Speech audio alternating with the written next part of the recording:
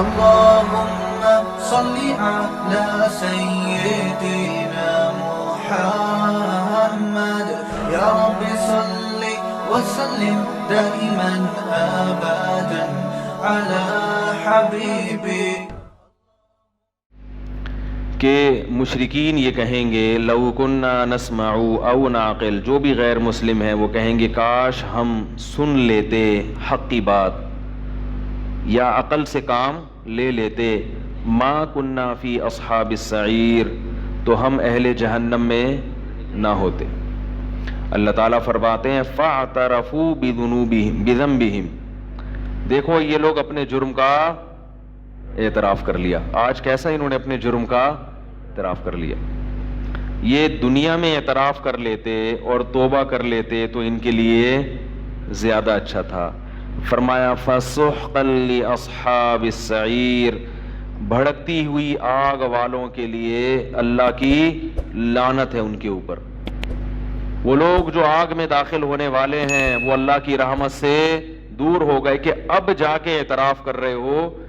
دنیا میں مان لیتے، دنیا میں تسلیم کر لیتے تو تمہارے لیے بہت اچھا تھا. آگے ارشاد فرمایا کہ اس کے برعکس دوسرے لوگ بھی ہیں جو عقل کو بھی استعمال کرتے ہیں اور سنتے بھی ہیں حق بات.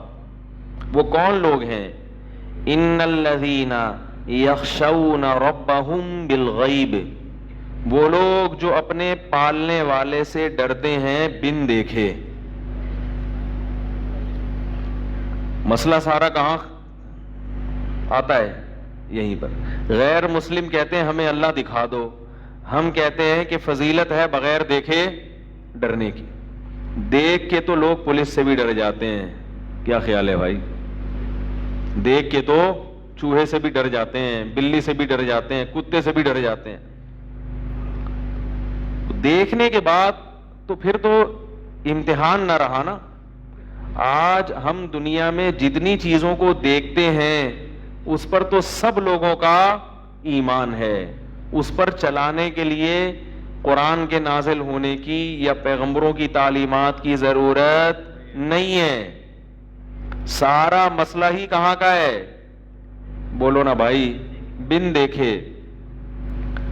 فرمایا یخشون ربہم، کیسی عجیب آیت ہے. سوال پیدا ہوتا ہے بن دیکھے ہم کام کیوں کریں بھائی؟ ہمیں دکھاؤ تو صحیح. بھائی سوال پیدا ہوتا ہے نا کہ میں بغیر دیکھے کیوں مانوں؟ بغیر دیکھے کیوں مانوں میں جب دیکھا ہی نہیں ہے؟ تو یہ کیا بغیر دیکھے بس کوئی بھی کچھ بھی آ کے کہہ دے، کوئی بھی اٹھے اور بولے کہ بھائی یہ ایسا ہونے والا ہے لہذا یہ کرو. اب آپ کو کوئی آ کے کہے کہ بھائی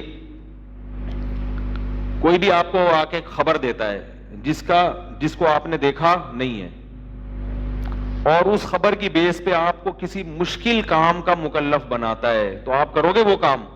بولو گے پہلے یہ تو ثابت تو کرو کہ تم سچ بھی کہہ رہے ہو. مثلا آپ نے صبح آفس جانا ہے، ایک آدمی آ کے کہتا ہے آفس نہیں جانا، وہاں پہ کیا ہو گیا ہے، یہ جاب چھوڑ دو ورنہ جو ہے نا تمہیں نقصان ہو جائے گا. تو آپ کہو بھائی اچھی والی جاب ہے میں کیوں چھوڑ دوں؟ کہے گا بھائی بس میں کہہ رہا ہوں ہو جائے گا نقصان. تو آپ کہو گے بھائی میں کیوں تمہاری بات بغیر دلیل کے کیوں مانوں؟ اچھی بلی جاب چل رہی ہے میں کیوں چھوڑ دوں؟ لوگ کرتے ہیں نا آج کا یہ ہفتہ کیسا رہے گا، وہ بھی بغیر دلیل کے بات ہوتی ہے، تبھی اس پر ایمان لانا جائز نہیں ہے. تو اللہ نے اس اشکال کا جواب اسی آیت میں دیا ہے. فرمایا ہم جو تمہیں کہہ رہے ہیں نا کہ ایک ذات سے ڈرو بن دیکھے، وہ ذات کون ہے؟ ربہم، تمہارا پالنے والا. تو تم پل رہے ہو، کوئی چیز پل رہی ہو تو بغیر پالنے والے کے وہ پلتی نہیں ہے. یہ اس کی دلیل ہے کہ وہ بغیر دیکھے بھی ایسے ہے جیسے تم نے اس کو دیکھ لیا. دیکھو آپ کسی جنگل میں اکیلے پڑے ہوئے ہو یا ریگستان میں اکیلے ہو، کوئی زندگی کا سامان نہیں ہے، لیکن جیسے ہی آپ کی آنکھ لگتی ہے سوتے ہو، کوئی شخص کھانا بھی رکھ کے چلا جاتا ہے. یعنی جب آپ سوتے ہو تو جب آنکھ کھلتی ہے تو کھانا بھی موجود ہوتا ہے، اور ساتھ میں ٹھنڈا پانی پیا ہے آپ لوگوں نے؟ ساتھ میں ٹھنڈا پانی بھی ہوتا ہے اور ایک خیمہ بھی ہے دھوپ سے بچنے کے لیے. سمجھ میں آ رہی ہے بات؟ تو آپ وہ کھانا بھی کھاتے ہو, پانی بھی پیتے ہو, خیمے سے کیا کرتے ہو؟ چھاؤں بھی کرتے ہو. پھر آپ کو ضرورت پڑتی ہے کسی اور چیز کی, کوئی نظر آ نہیں رہا آپ کو, جب سوتے ہو, جب سو کے اٹھتے ہو تو پھر آپ دیکھتے ہو کہ آپ کے سر میں درد ہے تو پیناڈول رکھی ہوئی ہے بھائی, کیا رکھی ہوئی ہے؟ پیناڈول رکھی ہوئی ہے. پھر آپ نے سوچا کہ یار میں بغیر تکیے کے سوتا ہوں, میرے گردن میں یا درد ہو رہا ہے یا نیند نہیں آ رہی, تو پھر کیا ہوا کہ آپ اٹھے تو دیکھا کہ سامنے, بولو بھائی, تکیہ بھی رکھا ہوا ہے. جس جس چیز کی ضرورت ہوتی ہے, جو زندگی گزارنے کے لیے آپ کو ریگستان میں چاہیے, وہ تمام ضرورتیں کوئی پرووائڈ کر کے جا رہا ہے. اب اگر کوئی شخص, جب آپ شہر پہنچے ریگستان کو, 1 مہینہ آپ وہاں پڑے رہے, آپ شہر پہنچے, آپ نے بتایا لوگوں کو کہ یار کوئی ہے جو میری ریگستان میں مدد کر رہا تھا. تو دوسرا پوچھے تم نے اس کو اپنی آنکھوں سے دیکھا؟ آپ کو دیکھا نہیں ہے, تم تو بڑے بیوقوف ہو, جس چیز کو تم نے دیکھا نہیں ہے اس پر کیا لا رہے ہو؟ ایمان لا رہے ہو. تم سے بڑا دنیا میں کوئی بیوقوف ہے ہی نہیں. آپ بولو گے یار جس نے 1 مہینے مجھے ان حالات میں زندہ رکھا, میں اس کا انکار نہیں کر سکتا, یہ تو بڑی ناشکری ہوگی. کوئی ہے, میں تو چاہ رہا ہوں کہ مجھے ملے, میں اس کو تلاش کروں اور میں اس کا شکریہ ادا کروں, اس کو بدلا دوں. اگر غیرت ہوگی نا, غیرت, تو زندگی کا سب سے بڑا مقصد یہ بن جائے گا کہ یار 1 مہینہ ریگستان میں جہاں قحط تھا اور میں بھوک اور پیاس سے ایڑیاں رگڑ رگڑ کے مر جاتا, کون ہے جس نے 1 مہینہ مجھے کھلایا بھی, پلایا بھی, میری ضرورتوں کا خیال بھی کیا.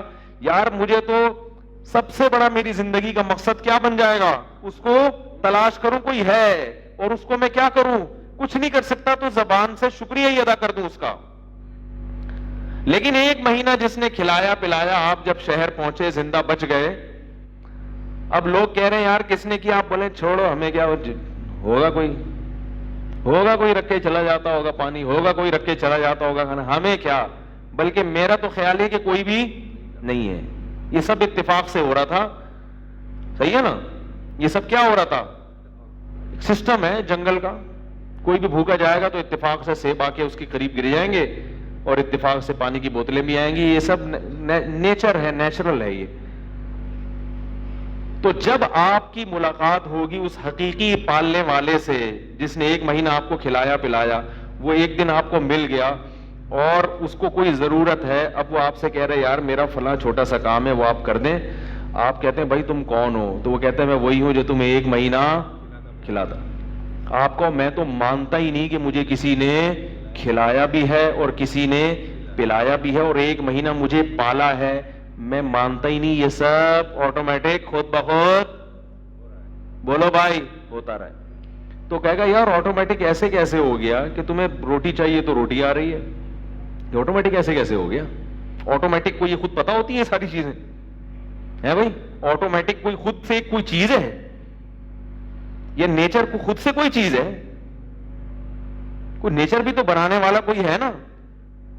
نیچر کو یہ پتا ہے کہ پانی بھی چاہیے زمین کو, نیچر کو یہ پتا ہے کہ اتنا سمندر ہونا چاہیے, اتنی خشکی ہونی چاہیے, نیچر کو یہ پتا ہے کہ اتنا پانی آسمانوں میں جانا چاہیے اور اتنا زمین میں برسنا چاہیے. نیچر کو یہ پتا ہے کہ مرد اور عورت پیدا ہونے چاہیے. نیچر کو یہ پتا ہے کہ ان دونوں کے سے نسل بڑھنی چاہیے. نیچر کو یہ پتا ہے کہ سر میں کیا ہونے چاہیے زینت کے لیے؟ بال ہونے چاہیے. نیچر کو یہ پتا ہے کہ آنکھوں میں کیا ہونی چاہیے؟ خوبصورت بال ہونے چاہیے, پلکیں ہونی چاہیے. نیچر کو یہ پتا ہے کہ بھویں ہونی چاہیے. نیچر کو یہ پتا ہے میدا ہونا چاہیے. نیچر کو یہ پتا ہے کہ اس کو چبانے کے لیے منہ میں. نیچر اتنی ذہین چیز ہے جو خود سے سارے فیصلے کر کے خود سے انسان بنا رہی ہے اور خود ہے ہی نہیں, وہ اس کا کوئی وجود ہے ہی نہیں.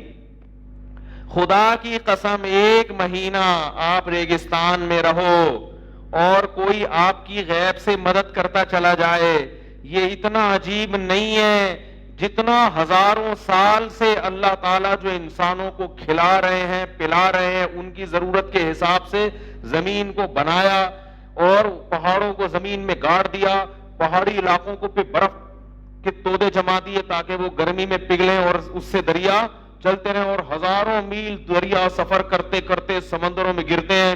پھر سورج ان کو پکاتا ہے، سورج جو ہے نا چولہا ہے، وہ ان کو پکاتا ہے اس پانی کو، نمک نیچے رہ گیا اور میٹھا پانی اوپر چلا گیا. قرآن میں سورہ واقعہ میں اللہ کا کیا ارشاد ہے کہ بتاؤ کہ اگر اللہ تعالیٰ اس میٹھے پانی کو کڑوا کر دے، سمندر کے ساتھ نمک بھی اوپر جانا شروع ہو جائے، قل ارأیتم، تم یہ بتاؤ کہ لو نشاء جعلناہ اجاجا، اگر ہم اس کو کڑوا بنا دیں تو کیا تم میں طاقت ہے کہ اس پانی کو تم میٹھا کر دو جو سمندروں سے اوپر جا رہا ہے؟ کتنی مصیبت بن جائے گی انسان کے لیے، کتنی مصیبت. سورج اس کو گرم کرتا ہے اور ایک خاص ٹیمپریچر دے کے وہ پانی میٹھا اوپر، حالانکہ اس پانی میں اتنا پریشر ہوتا ہے.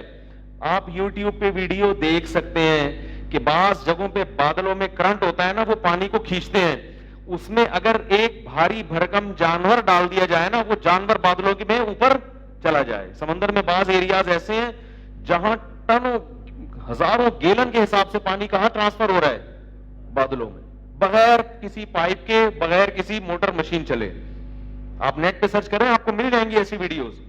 بادلوں میں عجیب کشش ہے، یہ سمندر کے قریب سے گزرتے ہیں تو پانی کو سک کرتے ہیں، کھینچتے ہیں.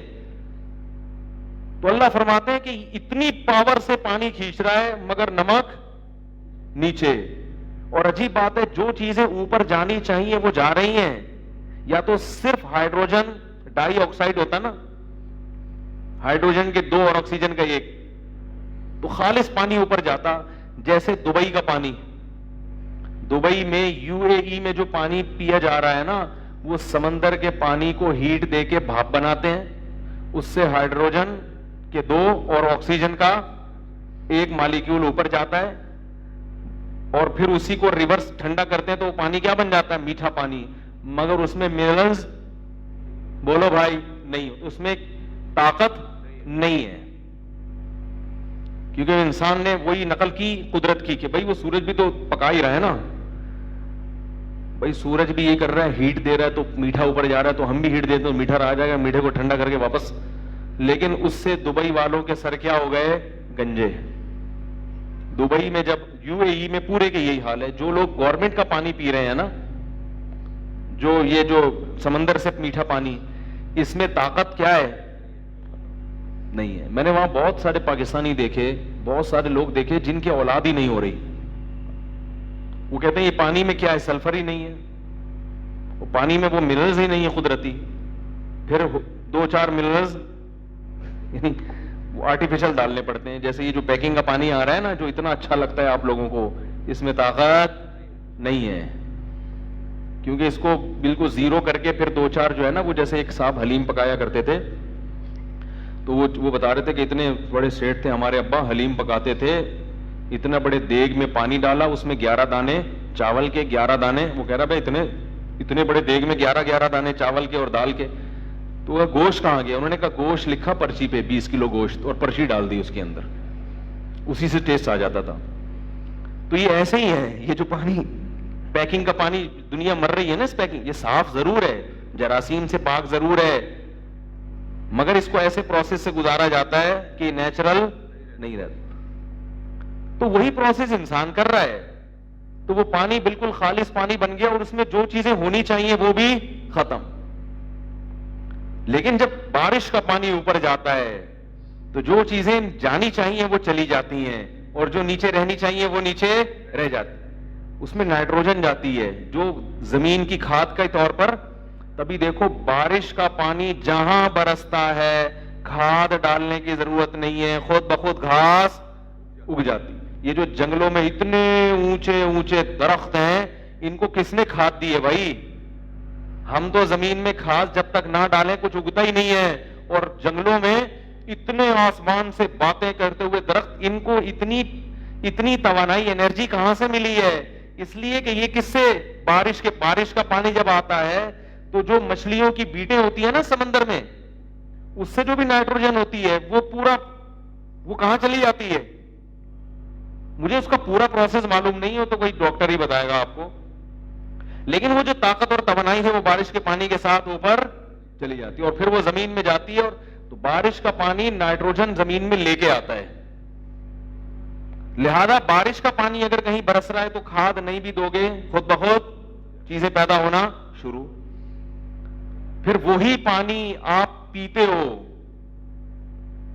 تو آپ کو نقصان نہیں دیتا. وہ زمین میں جائے گا, زمین میں مٹی میں فلٹر لگا دی اللہ نے. مٹی کا کام تو ہے گندا کرنا, مگر وہ بارش کے پانی کو کیا کر رہی ہے؟ فلٹر کر رہی ہے. یعنی جتنا عرصہ زمین کے اندر رہے گا صاف ستھرا رہے گا, فلٹر ہوتا رہے گا. جیسے ہی نکال لیا خراب ہونا شروع. نیچے خراب نہیں ہو رہا, وہ مٹی کے اندر. اس کا مطلب ہے کہ کیا یہ نیچر کر رہی ہے؟ نیچر کو پتا نہیں ہے.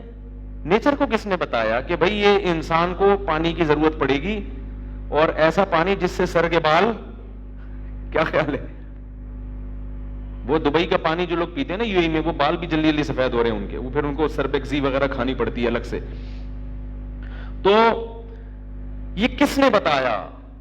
یہ نیچر نے خود سے فیصلہ کر لیا تھا کہ بھئی انسان کو یہ چیزوں کی ضرورت پڑے گی, ایسا پانی چاہیے, پھر یہ چاہیے, پھر وہ چاہیے. یہ کون سی چیز ہے؟ تو میں عرض کر رہا تھا کہ اللہ کی قسم, ایک شخص اگر ریگستان میں ہو اور وہاں اس کو کوئی خوراک رکھ کے چلا جاتا ہو تو ایسے مربی کا انکار کرنا اتنا عجیب نہیں ہے جتنا اتنا انکار کہ جس رب نے آپ کو ماں کے پیٹ میں بنانا شروع کیا, آنکھ, ناک, کان, دل, دماغ, جگر, گردے, پھیپڑے, ایک ایک چیز بن رہی ہے اور اپنی جگہ پہ ایڈجسٹ ہو رہی ہے. کون ہے ماں کے پیٹ میں میکینک جو چھینی ہتھوڑے لے کے آنکھوں کی فٹنگ کر رہا ہے, ناک کو اپنی جگہ پہ ٹھوک رہا ہے, دانت اپنی جگہ فٹ کر رہا ہے کہ یہاں سے اگیں گے, ایک ایک چیز. اور ادھر بچہ جب دنیا میں آیا, پیدا ہوا, پیدا ہوتے ہی ماں کی چھاتیوں میں, اس کا مطلب کوئی ہے جس کو پتا ہے کہ جب یہ پیدا ہوگا تو اسے کیا چاہیے ہوگا. لہذا میں ماں کی باڈی میں ایسے سافٹ ویئر پہلے سے انسٹال کر دوں کہ اگر وہ پیدائش سے پہلے روٹی کھا رہی ہے تو بچے کی آنکھ, ناک, کان, دل, دماغ, جگر بنے گا. لیکن جیسے ہی بچہ دنیا میں آیا اب روٹی کھانے سے کیا بنے گا؟ فوراً دودھ. اتنی پیچیدہ مشین آج تک جاپان کے سائنسدان بھی ایجاد نہیں کر سکے. اتنی پیچیدہ مشین. حیرت اس پر ہے کہ جاپان کے سائنسدان جو روبوٹ ایجاد کریں جو اس سے بہت کم درجے کی پیچیدہ ہے, اس کے بارے میں تو کوئی نہیں کہتا کہ یہ خود سے بنا ہے. اور ایسی پیچیدہ مشین کہ بچہ پیدا ہو رہا ہے, وہی روٹی کھا رہی ہے ماں, وہی انڈے جو پہلے کھاتی رہی ہے, اب اس سے فوراً کیا بننا شروع ہو گیا؟ دودھ. اور وہ دودھ بن بھی رہا ہے اور اپنی جگہ پہ پہنچ بھی رہا ہے. اور بچہ جو پیدا ہوتا ہے دنیا میں کچھ بھی نہیں جانتا, لیکن خدا کو معلوم ہے, اللہ کو معلوم ہے, اسے کچھ بھی نہ آئے کوئی مسئلہ نہیں ہے. لیکن اگر اسے یہ بھی نہ پتا چلا کہ دودھ کہاں سے ملے گا, پیا کیسے جائے گا, پھر یہ کیا ہو جائے گا؟ مر جائے گا. لہذا یہ اس کی فوری ضرورت ہے, یہ اس کو پہلے سے سکھا دو. اس کا مطلب ریگستان میں جو آپ کی ضرورتیں پوری کر رہا ہے وہ اتنا عجیب نہیں ہے جتنا عجیب وہ ذات ہے جو پیدا ہوتے ہی آپ کی ضرورتیں, بولو نا بھائی, پوری کر رہے ہیں.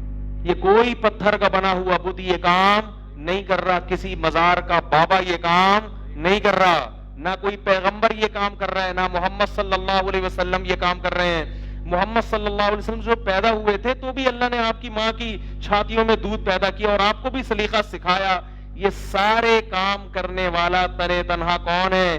ایک ذات ہے جو اسباب کی محتاج نہیں ہے. وہ جو چاہے کر لے, جس چیز کا ارادہ کرے اس چیز کو وجود دے دے. اس لیے اللہ نے فرمایا. اور جب پیدا ہونے کے بعد پھر دیکھو, بچے کو باپ بھی چاہیے اور ماں بھی چاہیے. جب تک دونوں نہ ملے بچے کی تربیت, تو پیدا ہونے سے پہلے دونوں کا انتظام, بولو بھائی, کر دیا اللہ نے. یہ باپ ہے اور یہ کیا ہے؟ ماں ہے. ماں سے ممتا ملے گی اور باپ سے تربیت. باپ لڑے گا, وہ یہ دیکھے گا اس کو نقصان نہ ہو, اس کی تعلیم. اور ماں سے کیا ملے گی؟ نہ ماں باپ کا آلٹرنیٹ ہے اور نہ باپ ماں کا آلٹرنیٹ. لوگ کہتے ہیں مجھے میرے ابا نے مجھے ماں کا پیار دیا. میں کہتا ہوں یہ نہیں ہو سکتا. نہ اماں ابا کا پیار دے سکتی اور نہ ابا اماں والی حرکتیں کر سکتے. بچے کو ماں کی گود میں جو سکون ملتا ہے وہ باپ کی گود میں نہیں ملتا. جب روئے گا نا, آپ تجربہ کر کے دیکھ لو, کوئی بھی نہیں ہو تو بچہ باپ کی طرف بھاگے گا. جب آپشن نہ ہو اس کے پاس تو کہاں جائے گا, کیونکہ اب آپشن ہی نہیں ہے. لیکن اگر اس کے پاس آپشن ہو اور وہ پریشان ہو, ابا کا آپشن بھی اماں کا, تو پھر کہاں جائے گا, ماں کے پاس. اس کو ماں کے پسینے کی بدبو بھی اچھی لگتی ہے. یہ اللہ نے, بولو بھائی, اس کے میں انسٹال کر دیا یہ. اور ماں کو بھی ایسا بنا دیا, ایسا جذباتی, کیونکہ بچے کی تربیت جب تک اتنی جذباتی محبت نہ ہو دنیا میں کوئی بھی نہیں. بچہ بڑا تنگ کرتا ہے, تو اللہ نے ماں کے دل میں ایسی جذباتی محبت کے سافٹ ویئر انسٹال کر دیے کہ اب اس کو کسی مفتی کا بیان سننے کی ضرورت نہیں ہے. وہ ہندو کے ماں میں بھی ڈال دیے, عیسائیوں کی ماں میں بھی ڈال دیے, ایسے ڈال دیے محبت کے وہ ماں مجبور ہوتی ہے اس محبت پہ, وہ اس کو سیکھنی نہیں پڑتی, قدرت نے ڈال دی. جو دہریے ہیں وہ کہتے ہیں نیچرل ہے. نیچرل ہے تو سانپ کے دل میں کیوں نہیں ہے بھائی؟ مچھلی اپنے انڈوں کو کیوں کھا جاتی ہے؟ کیا ہو گیا بھائی؟ اگر یہ نیچرل خود بخود ہوتا, کسی کے کرنے سے نہ ہوتا, تو مچھلی جو ہے نا, مچھلی کی مادہ جب وہ انڈے دیتی ہے تو سب سے پہلے خود ہی کھاتی ہے. آپ کہہ سکتے ہیں اس انڈے کو, اس کو نہیں پتا بیچاروں سے بچہ نکلے, تو بچے کو بھی کھا جاتی ہے. اور مرغی اپنے انڈوں کی بھی حفاظت کیسے 21 دن مرغی اپنے انڈوں میں بیٹھتی ہے. آپ دیکھو, لوگ 10 دن اعتکاف میں بیٹھتے ہیں مسجد میں, چلنے پھرنے کی بھی اجازت ہوتی ہے, چائے پان گٹکے کا بھی انتظام ہوتا ہے, چھپ چھپ کے واٹس ایپ میسج بازیاں بھی چل رہی ہوتی ہیں, علماء کے بیانات بھی ان کو بٹھانے کی ترغیب کے لیے کہ بیٹھے رہو, بھاگو نہیں, بہت ثواب ہے. یہ پھر بھی 10 دن کا اعتکاف کتنا, بولو نا یار, بھاری ہوتا ہے. فضائل سنانے پڑتے ہیں, اور پھر ان کو کچھ یعنی ایسا روکنا پڑتا ہے. مرغی کو کس نے سمجھایا کہ بھئی یہ 10-12 انڈے ہیں, 21 دن یہاں سے ہلنا, کھانا روک لیتی ہے, بھوکی رہتی ہے, سارا 24 گھنٹے میں 1 یا 2 دفعہ نکلتی ہے باجرے کے لیے بس, اور قضائے حاجت کی, پھر آگے بیٹھ جائے گی. اور کیسے انڈوں کو سیتی ہے وہ, اس انڈوں کو چاروں طرف سے ٹیمپریچر چاہیے نا. مرغی انڈوں پہ بیٹھے گی اور پھر اپنی چونچ سے انڈوں کو تھوڑی تھوڑی دیر کے بعد گھمائے گی کہ بھئی یہاں سے تو پک گئے, اب یہاں سے بھی پکانا ہے. ایسا نہ ہو کہ اوپر سے چونچ پک جائے اور نیچے سے پنجے کچے رہ جائیں. کیا خیال ہے؟ یہ کس نے سکھایا اس کو یہ ممتا کہ یہ میرے ان انڈوں سے میرے بچے نکلیں گے؟ انڈوں سے محبت شروع کر دی, حالانکہ ابھی اس سے بچے نکلے نہیں ہیں. یہ کون ہے جو اتنے سے دماغ میں اس نے ڈال دیا؟ اور یہ سب انسانوں کے فائدے کے لیے. مرغی اپنے بچوں سے محبت جو کرتی ہے, اس کا فائدہ کون اٹھاتا ہے؟ انسان. تبھی آپ کو دیسی مرغیاں کھانے کو ملتی ہیں. اگر مرغی کے دل سے اللہ ممتا چھین لے تو مرغیوں کی نسل ختم, پھر فارمی ہی پہ گزارا کرنا پڑے گا. اور فارمی بھی اپنے انڈوں کو سیتی ہے, یا دیتی تو ہے نا کم از کم انڈے, تو چلو ہم نے اس کا آلٹرنیٹ مشین ایجاد کر لی. تو یہ تو اب ایجاد کی ہے نا مشین, ہزاروں سال سے کیا ہوتا آ رہا ہے, اور اب بھی فارمی مرغی دیسی کا آلٹرنیٹ. تبھی میں کہتا ہوں مرغی اچھی بات ہے, فارمی بھی کھا لو, کوئی مسئلہ نہیں ہے, لیکن اگر دیسی کا آپشن ہے تو کیا کھاؤ؟ دیسی کا. کیونکہ جس کے نسب معلوم ہونا وہ زیادہ غیرت مند ہوتا ہے. وہ فارمی مرغی کے باپ دادا کا کچھ پتا, یہ بچے نکلتے ہی ماں کی ممتا سے محروم. ان کو نہ باپ کی بپتا ملی اور نہ ماں کی ممتا. وہ مرغی سے ایک لطیفہ یاد آیا, سنا دوں. وہ ایک جاہل پیر تھے, جاہل پیر ہوتے ہیں نا اپنے مریدوں کو بس کھانے کھلانے کی ترغیب. انہوں نے کہیں کدو کی فضیلت پہ بیان کیا. کس پہ بیان کیا؟ کدو کی فضیلت. نبی صحیح حدیث ہے کہ رسول اللہ صلی اللہ علیہ وسلم کو لوکی اور کدو جو ہے نا یہ بہت پسند تھا, یہ صحیح حدیث ہے. حضرت انس بن مالک رضی اللہ تعالی عنہ فرماتے ہیں کہ جب ایک صحابی نے حضرت انس بن مالک کو دیکھا کہ وہ سالن پکا ہوا ہے, اس میں جہاں جہاں کدو ہے نا, تو حضرت انس بن مالک وہ کدو تلاش کر کر کے کھا رہے ہیں.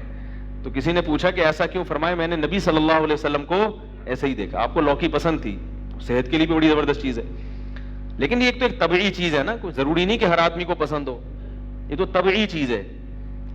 تو آپ وہ مولانا جو جاہل پیر تھے نا, انہوں نے اپنے مریدوں کو حدیث سنائی کہ کدو نبی نے کھایا, نبی کی سنت. جب کھانے کا ٹائم آیا نا تو وہ جو مرید تھا اس نے کہا کہ حضرت میں آپ کے لیے کدو شریف پکا کے لے آؤں. اب کدو کے ساتھ کیونکہ سنت ہو تو شریف کا لفظ بھی ایڈ کر دیا کہ کدو اتنے فضائل سنے, تو حضرت میں آپ کے لیے کدو شریف پکا کے لے آؤں. وہ ان کے تو آسان خطا, یار اب ہمیں کدو کھلائیں گے یہ. تو انہوں نے کہا یار ہم گناہگار لوگ ہیں, میرے لیے کوئی بغیرت سی مرغی پکا کے لے آؤ تم. ہم کیا ہیں, ہم بڑے گناہگار لوگ ہیں, کدو شریف کہاں, ہمارے لیے کوئی بغیرت سی جس میں غیرت بالکل ہی نہ ہو. تو یہ جو فارمی چکن ہے نا, اس بیچاری کو کچھ پتہ نہیں ہے. خیر جائز ہے کھانا. تو کیا میں بول رہا تھا میں یار, کہاں سے کہاں وہ چلی جاتی ہے. ہاں میں یہ عرض کر رہا تھا, دیکھو یہ سارے کام کہ یہ کس پر بات آئی تھی, ہاں مرغی کیسے وہ کیا کرتی ہے, وہ انڈوں کو گول گول جیسے جو ایکویبیٹر مشین ہے نا اس میں وہ باقاعدہ یا تو آٹومیٹک گھوم رہے ہوتے ہیں انڈے, یا اس کو 12 گھنٹوں کے بعد گھمانا پڑتا ہے. تو وہ تو انسان نے سیکھا نا, مرغی سے ہی سیکھا. یہ مرغی کو کس نے سکھایا بھائی, سکھا دیا یہ کیسے محبت سے انڈوں کو سیتی ہے.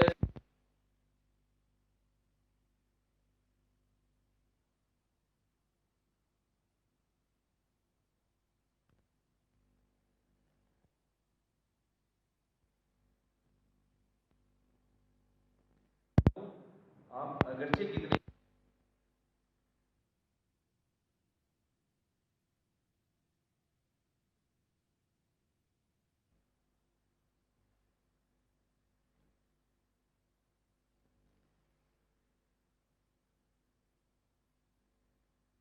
کا مطلب یہ نہیں ہوتا کہ آپ کیا ہیں فارغ لوگ ہیں جن کا تو جانور پالنا, یہ اس میں آپ کو فطرت کا حسن نظر آتا ہے, اس کے بڑے فائدے ہیں.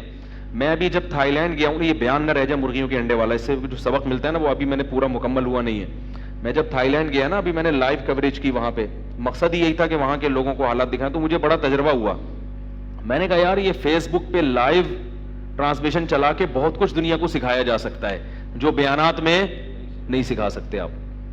تو میں نے بکریاں پالی ہوئی ہیں, تو میرا ارادہ ہوا کہ یار میں ایک دن صبح جو فجر کے بعد اپنی بکریوں کو کھول کے چارہ کھلاتا ہوں, ان کا دودھ نکال کے پیتا ہوں, گھر میں بھی بیچتا ہوں, تو اس کی بھی میں کسی دن کیا چلاؤں, لائیو چلاؤں کہ دیکھو یہ کیسے مزے کی چیز ہے یار, کیسے پالی جاتی ہیں, کیسے پنجرا بنایا جاتا ہے. کوئی اتنا مشکل کام نہیں ہے, تاکہ لوگوں کو کیا ہو, ایسے جانور پالنا جس سے آپ کو بھی فائدہ ہو اور معاشرے کو بھی فائدہ ہو. اس کی اسلام میں کیا ہے, کیونکہ اسلام میں ترغیب اس لیے کہ ہر وہ کام جو مفید ہوگا وہ اسلام اس کو کیا دے گا, ترغیب دے گا نا. یورپ کے بعض ممالک ایسے ہیں جہاں جانور پالنے پر حکومت کی طرف سے آپ کو سپورٹ کیا جاتا ہے. کتے پالنا نہ شروع کر دیں, کتے پالنے کا کوئی فائدہ نہیں ہے. ہاں چوکیداری کے لیے رکھنا چاہیں تو الگ بات ہے. وہ جانور جن کا گوشت زیادہ کھایا جاتا ہے, بکری ہے, اونٹ ہے, گائے ہے اور دمبا ہے اور مرغی ہے, جب لوگوں میں یہ ایک ٹرینڈ بنے گا نا جانور پالنے کا, تو گوشت کیا ہو جائے گا, بولو نا بھائی, سستا ہوگا. نہیں آ رہی بات, انڈے کیا ہو جائیں گے اور آپ کو اچھی چیز ملے گی. یہ کوئی اتنا مشکل, لوگ سمجھتے ہیں یار کیسے, ہمارے پاس تو جگہ ہی نہیں ہے. بہت کچھ ہو سکتا ہے, چھت پہ پال سکتے ہیں آپ لوگ, اس میں مٹی لا کے ڈال دیں چھت پہ. چھت پہ تو کوئی بھی نہیں آتا نا, بھائی چھت پہ چار دیواری بنائیں, مٹی لا کے ڈال دیں, ایک تھوڑا سا وہ بنا دیں, بکریاں چھوڑ دیں, تو ایک تمیز سے وہ چیزیں سیکھ لیں. میرے پاس آ جائیں, میں سکھا دوں گا انشاءاللہ آپ کو بکریاں کیسے پالی جاتی ہیں. میں نے دیکھا ہے کہ اچھے اچھے پڑھے لکھے لوگوں نے الحمدللہ جگہ بنائی اور بھینس پال لی انہوں نے. اب کیا ہے, ہمارے ایک دوست ہیں ٹھیک ٹھاک پیسے والے آدمی ہیں, 20-30 تو ان کے اکاؤنٹ ہوں گے میرا خیال ہے, لیکن گھر میں کیا پالی ہوئی ہے, بھینس. گھر کا مطلب یہ نہیں کہ ڈرائنگ روم میں لا کے باندھ لیں آپ اس کو, یا گھر کے صحن میں بدبو آئے, تھوڑی سی ایک الگ سے چھوٹی سی جگہ اس کے لیے بنا دیں. تو وہ خود دودھ نکالتے ہیں صبح, اور سب سے پہلا گلاس خود ہی پیتے ہیں, باقی گھر میں بیچتے ہیں بغیر انجیکشن کے دودھ. آج کل کتنا مسئلہ یہ جو ہم دودھ پی رہے ہیں انجیکشن والا دودھ ہے, اس کی وجہ سے خواتین کی پریگننسیاں ضائع ہوتی ہیں. یہ دودھ, یہ جب انجیکشن لگتا ہے نا بھینس کے, تو اس کے اعصاب ہو جاتے ہیں ڈھیلے. بھینس پر بڑی ہوشیار, ڈیڑھ ہوشیار چیز ہے. میں نے ان سے پوچھا یار یہ انجیکشن لگاتے کیوں, انہوں نے کہا بھینس کا جب تک بچہ نہیں چھوڑو نا تھن پہ, وہ کمبخت دودھ اتارتی نہیں ہے. بات آ رہی ہے سمجھ میں؟ وہ سارا دودھ کھینچ لیتی ہے. تو یہ گوالے کیا کرتے ہیں, ٹینشن سے بچنے کے لیے بچہ تو فوراً بیچ دیتے ہیں, جو کہ جائز نہیں ہے. جو جانور اپنے بچوں سے بے پناہ محبت کرتے ہیں, علماء نے لکھا ہے کہ بچپن میں آپ ان کو ماں سے الگ نہیں کر سکتے. سمجھ میں آ رہی ہے بات؟ یہ فتویٰ ہے. جو جانور جیسے بکری ہے, گائے ہے, بھینس ہے, بہت زیادہ یہ پاگلوں کی حد تک محبت کرتے ہیں اپنے بچوں سے, تو بالکل ہی بچہ ہو گیا فوراً آپ نے اس کو بیچ دیا, یہ درست نہیں ہے. اس سے ماں کو, بچے کو بھی تکلیف ہوتی ہے اور ماں کو بھی کئی دنوں تک چیختی رہتی ہے وہ. تو وہ بچہ بیچ دیتے ہیں. اب وہ بھینس دودھ اتارتی نہیں, تو کیا لگاتے ہیں آگے؟ انجیکشن. تو اس انجیکشن سے نقصان کیا ہوتا ہے, وہ تو سپریم کورٹ کا فیصلہ بھی آ گیا اس کے خلاف. وہ انجیکشن جب بھینس کے جائے گا تو اس کے دودھ میں اس کے اثرات, بولو بھائی, آتے ہیں. پھر جب وہ دودھ آپ پیئیں گے تو آپ میں بھی اس کے اثرات, تو آپ کے بھی اعصاب کیا ہو جائیں گے؟ وہ بھینس کی بریک فیل ہو جاتی ہے, وہ جو دودھ کو کھینچنے کی طاقت ہے نا وہ ختم, تو آپ کی بھی بریکیں کیا ہو جائیں گی؟ فیل. ہر جگہ آپ کی بریکیں فیل. تو یہ نقصان ہو رہا ہے. تو خود جانور پال لو, آرگینک چیزیں کھلاؤ اس کو, اس کا دودھ نکالو اور پیو, دیکھو کیسے لال ٹماٹر ہو جاؤ گے تھوڑے دنوں میں. یہ جو خالص دودھ ہے نا, تازہ بوائل نہیں, دودھ کو جب ابال لیا تو 35% منرلز اس کے کیا ہو جاتے ہیں؟ ضائع. اسی وقت دودھ نکالا اور پی لیا, معدے کی تیزابیت ختم ہو جائے گی, ہڈیاں مضبوط ہو جائیں گی, 10 قسم کی بیماریوں کا علاج ہے. یہ صرف غذا نہیں ہے, یہ دوا بھی ہے خالص دودھ جو ہے. تو کتنا اچھا دودھ ملے گا آپ کو. پھر آپ اسی کو گھر میں ابال لو تو بلائی نکال لو, کیا خیال ہے؟ پھر اسی کو آپ گھماؤ تو مکھن نکال لو. کیا بھروسہ یہ جو مکھن دکانوں سے ہم خرید رہے ہیں, یاد رکھو جو بھی پیکنگ کی چیزیں آ رہی ہیں, میں نے ایک بہت بڑے ڈاکٹر سے سنا کہ جس چیز کی بھی ایڈورٹائزمنٹ ہو رہی ہے اسے مت کھاؤ, کیونکہ کمپنیاں آپ کو صحت دینا نہیں چاہتی, یہ پیسہ کمانے کے لیے بنی ہے. آج کل ڈاکٹر لوگوں کی صحت کا, سوائے ان ڈاکٹر کو جو یہاں بیٹھے ہوئے ہیں, اتنا خیال نہیں کر رہے, تو جو بیان سن رہے ہیں وہ بھی, تو کمپنیاں کہاں سے خیال کریں گی؟ تو اس لیے گھر میں مرغیاں پال لو, انڈے ہی انڈے, کیا خیال ہے؟ اتنی برکت ہوتی ہے اس میں, اتنی برکت ہوتی ہے. تو میرا ارادہ ہے کسی دن میں پوری لائف جو ہے نا وہ چلاؤں گا. دیکھو صبح صبح آدمی اٹھ کے کیسے مزہ آتا ہے, ایک پھر اس سے ذہنی سکون بھی ملتا ہے انسان. بعض نفسیاتی ڈاکٹر نفسیاتی بیماری کا علاج یہ بتاتے ہیں کہ آپ گھر میں بکریاں یا مرغیاں پالیں. کسی نفسیاتی ڈاکٹر سے آپ پوچھ لیں کہ ان کو جو, جن کا, میرا دماغی توازن اللہ کا شکر ہے بالکل ٹھیک ہے, مجھے کسی ڈاکٹر نے نہیں کہا, لیکن جن کا خراب ہو جاتا ہے نا اس کا ایک حل یہ بھی ہے. ہمارے دور کی کوئی رشتہ دار خاتون تھی, وہ سسرال کی وجہ سے نا بہت زیادہ ان کا مسئلہ خراب ہو گیا, تو ان کو ڈاکٹر نے باقاعدہ بتایا آپ بکریاں پالو. انہوں نے کہا ہم کہاں سے پڑھے لکھے لوگ ہیں, کیوں پالیں؟ انہوں نے کہا پال لو بھائی. تو وہ بڑا انسان کا دل لگتا ہے ان چیزوں میں, لیکن یہ نہیں کہ سارا دن بکریوں کے ساتھ ہی گزارتے اپنے, یہ تو تھوڑا سا ایک سہولت کے لیے. تو اب مجھے وہ صاحب ترغیب دینے بھینس بھی خرید لو. میں نے کہا بھینس کے لیے ایک بندہ بھی خریدنا پڑے گا ساتھ میں, کیونکہ بھینس پالنا, کیونکہ وہ روزانہ اتنا گوبر, ہم تو سارا دن گوبر ہی صاف کرتے رہیں گے اس کا بیٹھ کے. تو میں نے کہا بھینس کے ساتھ ایک بندہ بھی کھوٹے سے, بولو بھائی, باندھنا پڑتا ہے. تو وہ بندہ بھی باندھنا پڑے گا جو 24 گھنٹے اس کی سیوا کرتا ہے. تو بھینس کی سیوا کرنی پڑتی ہے. گائے زیادہ اچھی چیز ہے بھینس سے, گائے میں دودھ بھی زیادہ ہوتا ہے, اور گائے کا دودھ بھینس سے کئی گنا زیادہ صحت مند ہوتا ہے. صحت کے لیے, ابے رات کر لو سبق بھائی, مفید ہے, سمجھ رہے ہو؟ بھینس کا دودھ گاڑھا ہوتا ہے نا, موٹاپا لاتا ہے جسم میں, اور گائے کا دودھ تھوڑا پتلا ہوتا ہے, اس میں کہتے ہیں کہ میگنیشیم کی مقدار زیادہ ہوتی ہے, ہڈیاں مضبوط رہتی ہیں اس سے. صحت کے لیے گائے کا گوشت اچھا نہیں ہے اتنا, گائے کا دودھ زیادہ اچھا ہے. لیکن پھر بھی بھینس, گائے نہیں پالتے تو بھینس بھی ٹھیک ہے. یہ جو دودھ پی رہے ہیں اس سے بہرحال جو خالص تو ملے گا نا, چلو کوئی بات نہیں. تو اور پھر یہ بھی بتا دوں کہ یہ جو انجیکشن والا دودھ مل رہا ہے نا مارکیٹ میں, ڈبے سے پھر بھی بہتر ہے. کہیں آپ کہیں چونکہ انجیکشن والا دودھ ہے تو چلو ڈبے پینا شروع ہو, تو ڈبے پی کے ڈبے جیسے ہو جائیں گے آپ, جیسے کہ ہو رہے ہیں پبلک. وہ پھر بھی نیچر کے زیادہ قریب ہے نا, چاہے وہ انجیکشن سے ہی اتارا ہو. نقصان دہ ہے مگر اتنا نہیں جتنا یہ جو ڈبے والی چیزیں آ رہی ہیں نا, ان سے پھر بھی وہ بہتر ہے. تو کہاں سے کہاں بات چلی گئی یار.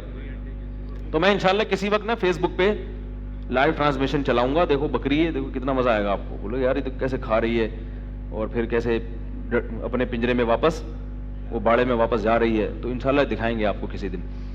تو کیا بات کر رہا تھا میں؟ ہاں, تو میں کہہ رہا تھا دیکھو مرغی کیا کرتی ہے, اپنے انڈوں کو گھماتی رہتی ہے, پھر ایک جب چوزے نکلنے کا ٹائم آتا ہے تو وہ اس کے آہستہ آہستہ چھلکوں کو توڑتی ہے. اور عجیب بات ہے کہ مرغی کے جو بچے نکلے ہیں, ابھی نکلے نا, آپ انہی کی شکل کا کوئی دوسرا بچہ اس میں رکھ کے دکھا دو, وہ اس کو ایکسپٹ نہیں کرے گی, وہ نہیں کرے گی, وہ بالکل شکل بھی ویسے کہ نہیں ہڑاوے اس کو نہیں. یہ کس نے سکھایا کہ یہ سوتیلا ہے اور یہ اپنا ہے؟ لیکن اگر مرغی کو آپ تھوڑا سا دھوکہ دے دو نا, اس کو یہ محسوس کرا دو تمہارا ہے, وہ دھوکے میں بھی آ جاتی ہے. یعنی اس کو قدرت نے یہ سکھا دیا کہ جو تمہارا ہے نا وہ تو تمہارا ہے, جو تمہارا نہیں ہے وہ تمہارا نہیں ہے. اب اگر دھوکے سے آپ نے اس کو یہ باور کرا دیا کہ یہ تمہارا ہے تو وہ مان لے گی اس کو. وہ کیسے دھوکہ دیا جاتا ہے کہ جس دن آخری دن ہو نا نکلنے کا, بالکل نکل رہے ہیں, اسی دوران اگر آپ چپکے سے اسی سائز کا چوزا کسی انڈے کے چھلکے میں ڈال کے لا کے رکھ دیں تو پھر مرغی کنفیوز ہو جاتی ہے. بعض دفعہ یہ سمجھتی ہے کہ یہ بھی میرا ہی ہے, یہ کنفیوز ہو جاتی ہے وہ, اور پھر وہ مان لے, پھر اس سے بھی وہی عشق محبت. اس کا مطلب ہے اس کو کسی نے یہ سکھا دیا ہے کہ تمہارا اور پڑوسیوں کا اس میں فرق ہے. تو یہ کہاں اس نے یہ سیکھی ہیں بھائی باتیں, کون سا سلیبس ہے؟ اور پھر دیکھو مرغی ایسے بچوں کی خاطر لڑتی ہے. میں ایک دفعہ ڈڑبا میں نے بنایا ہوا تھا, تو میں نے اس میں مرغیاں لے کر آیا, خود نہیں بنایا تھا, کسی کارپینٹر سے بنوایا تھا, سمجھ رہے ہو؟ ٹھیک ہے, کہیں آپ ڈڑبوں کا آرڈر بھی دینا شروع کر دیں, یار ہمیں تو پتہ نہیں تھا. تو وہ کیا ہوا کہ جناب ہم نے ایک نئی مرغی لا کے ڈالی جو ذرا کمزور, تو پرانی جتنی ہے نا وہ اس پہ برس پڑی. یہ کون آ گیا بھائی ہمارے یہاں, وہ مار مار کے بیچاری کا برکس زخمی کر دیا. اب ہم اس کو الگ رکھ رہے ہیں تھوڑا سا کہ بھائی اللہ کی قدرت دیکھو, اس نے انڈے دیے اور یہ انڈوں سے اس کے بچے, جس دن اس کے بچے نکلے ہیں تو اب یہ پیچھے پیچھے باقی مرغیاں آگے آگے. صحت وہی ہے لیکن کانفیڈنس کتنا بڑھ گیا کہ اب دفاع کا جذبہ پیدا ہو گیا کہ بھائی اب تک تو کمزوری دکھاتے رہتے, پٹتے رہے, اب اگر پٹ گئے تو نقصان کس کا ہوگا؟ بچوں کا. اب پٹنا نہیں ہے. وہ ایسا خونخوار بنی ہے. میں دیکھ رہا تھا یار کس نے اس کو یہ چیزیں سکھائی ہیں, کیسا کانفیڈنس, اور اب کیسا یہ اپنے سے طاقتور مرغیوں کو مار رہی ہے. اسی ہم کہتے ہیں کہ نیچر کا کوئی آلٹرنیٹ نہیں ہے. ہم خواتین کو بھی یہ سمجھاتے ہیں کہ تمہارا سب سے بڑا سرمایہ تمہاری اولاد ہے. اللہ نے انسانوں میں بھی یہی رکھا ہے, بچے روکو گے تو عورت کی کا نقصان اس میں زیادہ ہے. عورت کا تو سب سے بڑا سرمایہ اس کی اولاد ہے. دیکھو بیوی کو حکم ہے شوہر کی فرما بردار بنے, بہن کو حکم ہے بھائی کی فرما بردار بنے. ہر جگہ عورت کو حکم دیا اللہ تعالیٰ نے کہ کیا کرے, مرد کی اطاعت. اگر وہ نہیں بھی کرتی تو مرد ویسے بھی حاوی ہوتا ہے اس کے اوپر, پھر بھی حاوی ہوتا ہے طاقت کی بیس پہ. لیکن واحد ایک اولاد ہے جو ہمیشہ ماں کے تابع رہتی, اور فطرتاً بھی تابع, ذہنی طور پر بھی تابع, اور اسلام نے بھی حکم دیا.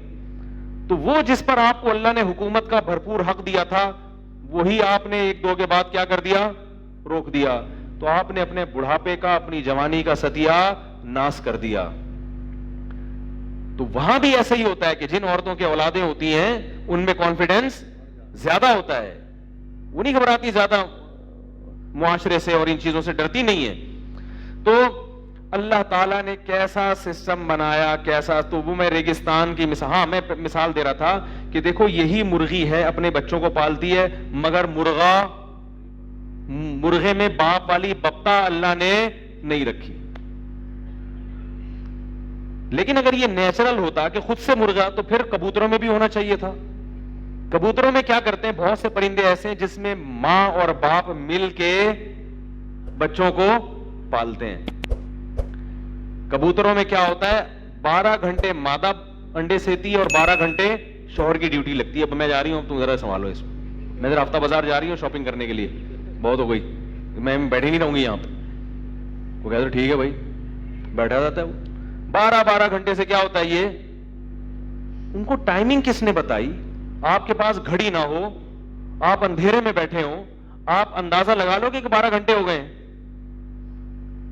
لیکن کبوتروں کو اندازہ ہو جاتا ہے کہ آدھا دن گزر چکا، اب میری شفٹ چینج ہو رہی ہے. یہاں اللہ نے باپ کے دل میں بھی، کیونکہ یہاں ماں کی محنت کیا تھی؟ زیادہ تھی. شاید اس کی وجہ یہ ہو کہ مرغی کو دانا جو جس قسم کا چاہیے وہ اڑوس پڑوس میں مل جاتا ہے، کبوتروں کو دور جانا پڑتا ہے. اگر اللہ تعالیٰ کبوتر کے باپ میں باپ کی بپتا نہ ڈالتے تو ماں کو دانا چگنے دور جانا پڑتا، جس سے ہیٹ انڈوں کو صحیح طریقے سے نہ ملتی. تو اللہ نے کبوتروں کی نسل کو برقرار رکھنے کے لیے اللہ نے کہا کہ بھائی تم دانا چگنے جاؤ تو میں باپ کے دل میں باپ کی شفقت ڈال رہا ہوں. یہ کام خود بخود بولو نا یار نہیں. اور اللہ کی قدرت دیکھو، جب کبوتروں کے پیر جو ہوتے ہیں نا ان میں باپ مر جائے اگر، یعنی اس کی کبوتری بیوہ ہو جائے تو فوراً دوسری شادی کرتی ہے وہ بغیر عدت کے.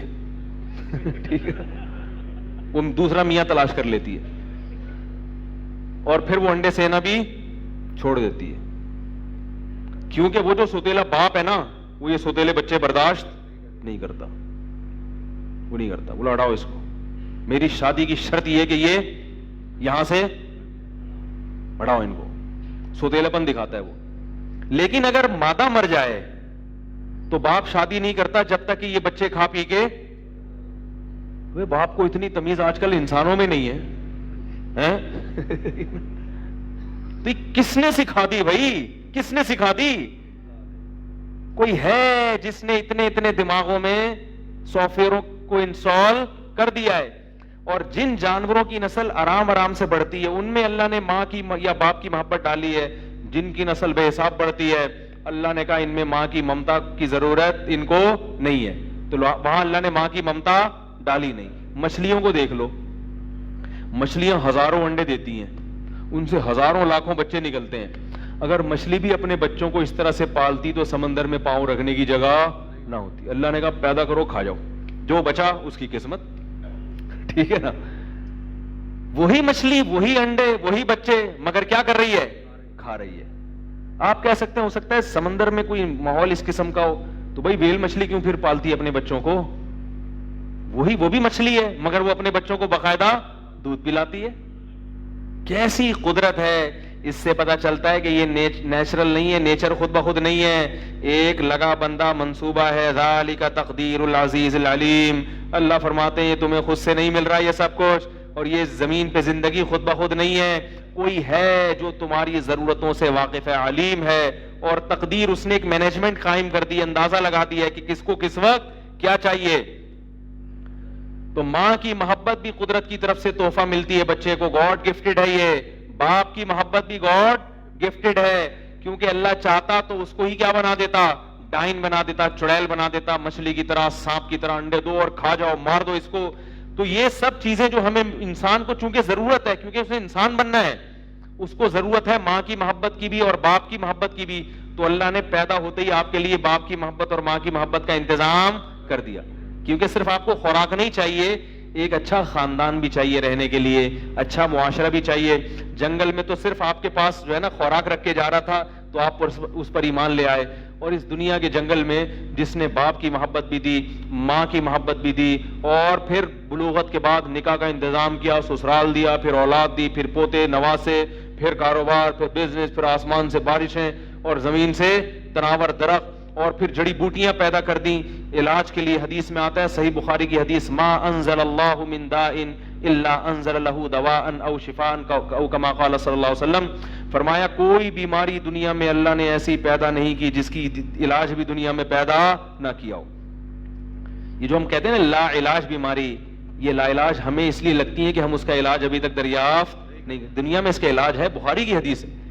ہر چیز پیدا کر دی اور ڈال دیا تحقیق میں، بھائی تلاش کرو مل جائے گا علاج اس کا، تلاش کرو، ہے زمین میں موجود ہے، ہر بیماری کا علاج ہے، ہمیں نہیں ملتا. تو ہماری سستی، ہماری کاہلی ہے. تو یہ سب خود بخود یہ ایسے ہی ہے جیسے آپ کے سر میں درد ہے، ریگستان میں کوئی الماری رکھ کے چلا جائے، آپ کہیں یار دوا، آپ کہیں انہی ونڈوز میں تلاش کرو، کہیں نہ کہیں تمہیں سر درد کی گولی مل جائے گی. اب آپ تلاش نہیں کر رہے تو یہ کس کی ہیڈیک ہے؟ یہ تو آپ کی ہیڈیک ہے. تو یہ کیسے ہو سکتا ہے میرے بھائی خود بخود؟ اللہ نے فرمایا ان الذین یخشون ربہم بالغیب، وہ لوگ جو اپنے رب سے ڈرتے ہیں بغیر دیکھے. تو رب کہتے ہیں پالنے والے کو. تو اس رب کے لفظ میں اللہ نے اس اعتراض کا جواب دے دیا کہ جب دیکھا نہیں ہے تو کیسے ایمان لائیں. تو اللہ کہہ رہے ہیں میں تمہیں کسی انہونی چیز پر ایمان لانے کا حکم نہیں دے رہا، بغیر دیکھے رب پر ایمان لانے کا حکم دے رہا ہوں، کیونکہ رب کہتے ہیں پالنے والا. اگر پل رہے ہو تو یقیناً کوئی نہ کوئی پالنے والا ہے، اگر نہیں پل رہے پھر کوئی پالنے والا نہیں ہے. اگر پل رہے ہو تو تمہارا پلنا اس کی علامت ہے کہ کوئی پالنے والا ہے، اس کو دیکھنے کی ضرورت نہیں ہے ایمان لانے کے لیے.